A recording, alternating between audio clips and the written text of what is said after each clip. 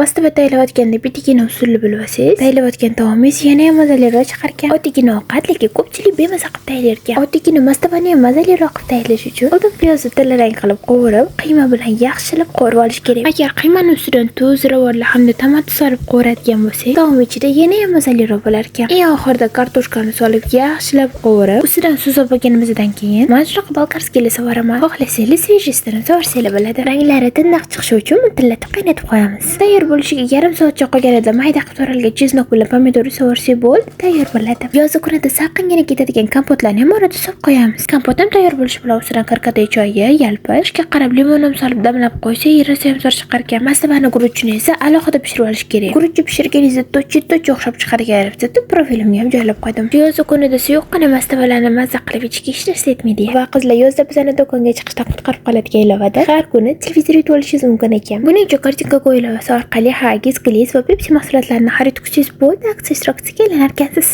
Va birinchi uchta buyurtmangiz uchun umumiy 90 ming skidka va bepul dastavkaga ega bo'lishingiz mumkin.